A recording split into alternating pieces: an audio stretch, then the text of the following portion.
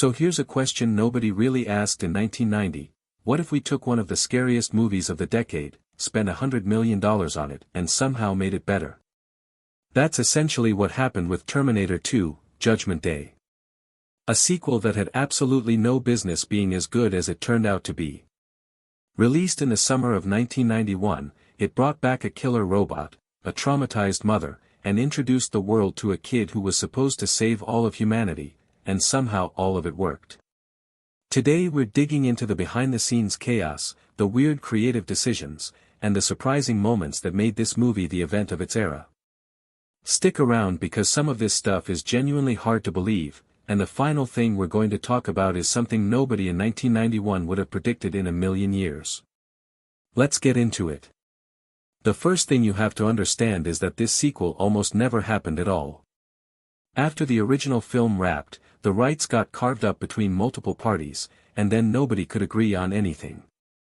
Legal wrangling dragged on for years. Fans kept asking when the next one was coming and the answer was basically a shrug. Studios wanted it, audiences wanted it, but the people who actually controlled the property couldn't get out of their own way. What finally broke the logjam wasn't some creative breakthrough or a passionate pitch meeting. It was money and a phone call. Once the financial side got sorted out with a very large check changing hands, the whole project suddenly lurched to life. The lesson there is a pretty cynical one, but also a pretty Hollywood one. Sometimes the thing standing between you and a great film is just someone getting paid. Once the green light was actually on, the next problem was time. And there was basically none of it. The release date got locked in before a finished script even existed. That meant the writers were essentially sprinting to build a massive, emotionally complex, effects-heavy blockbuster in a matter of weeks. Time travel logic, character arcs, action sequences that had never been attempted before, all of it had to come together at a pace that would give most writers a breakdown. And then that frantic energy rolled straight into production and never really stopped. Editors were cutting footage while new scenes were still being filmed. Print reels were reportedly arriving at theaters with almost no time to spare. From the outside, the whole thing looked like a carefully assembled machine. From the inside, it was controlled chaos running on adrenaline and very strong coffee. Now let's talk about the villain, because the liquid metal assassin in this movie is genuinely one of the most unsettling characters in blockbuster history. And it almost didn't exist. The director had wanted a shape-shifting metallic villain for years, but the technology simply wasn't there during the production of the first film. By the time the sequel came around, digital effects had advanced just enough to make it possible, barely. Visual effects teams were essentially inventing new techniques in real time, figuring out how to make a human form convincingly melt, stretch, and reform on camera. It required a massive number of individual effects shots, all of which had to blend seamlessly with practical makeup work. Any weak link and the whole thing falls apart and becomes unintentionally funny. That's a lot of pressure. But here's the thing, the technology alone doesn't make that character scary. The actor playing him made a specific set of choices that elevated the whole performance into something genuinely eerie. He studied the movement of predatory animals.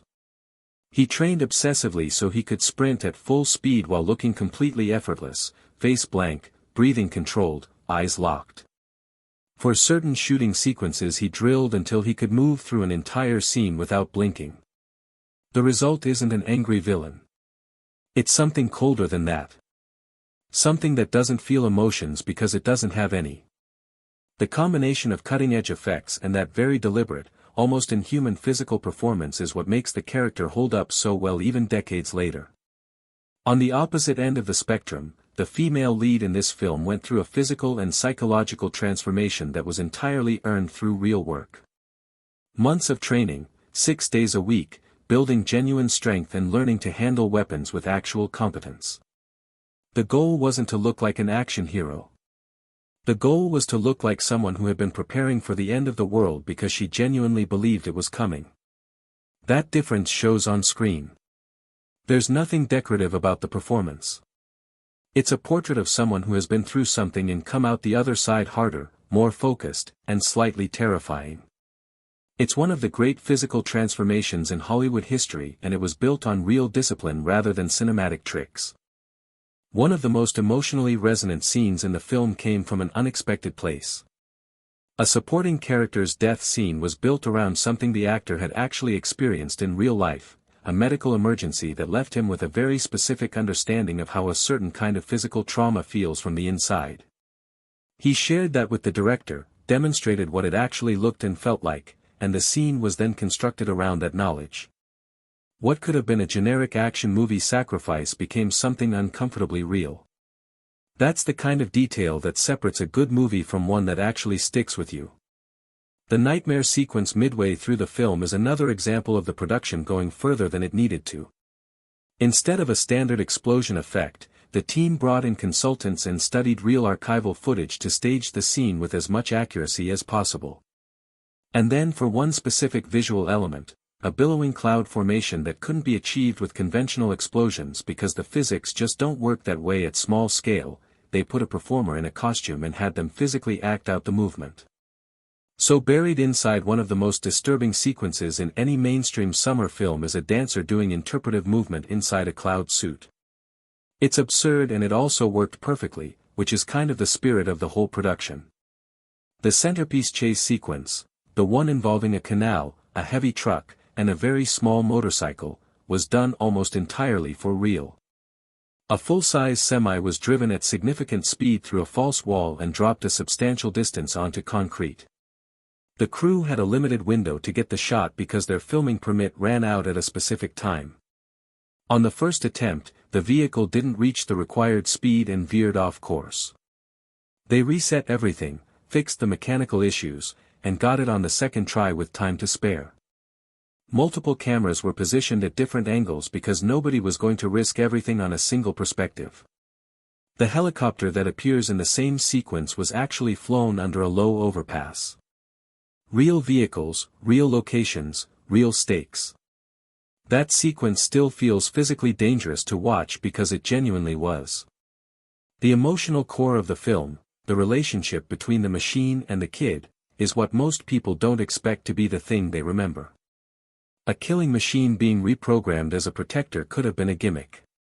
Instead it became a slow, strange, genuinely moving story about a child teaching a robot what it means to be human, and a robot who absorbs those lessons and applies them literally and completely. The no-killing rule. The slang. The jokes that don't quite land. All of it builds toward an ending that hits harder than pretty much any action sequence in the movie. A thumbs up delivered at the worst possible moment, using a gesture the kid had taught him earlier. Its setup and payoff stretched across an entire film. And it works because it's small. No speech, no dramatic monologue. Just the only gesture he knew that meant everything was going to be okay. The film went on to win 4 major awards for its technical achievements, topped the box office for the year, and got celebrated by critics for doing something sequels almost never do, taking the premise of the original and genuinely evolving it rather than just repeating it. The monster became a protector. The victim became a warrior. The sci-fi thriller became something with actual emotional weight.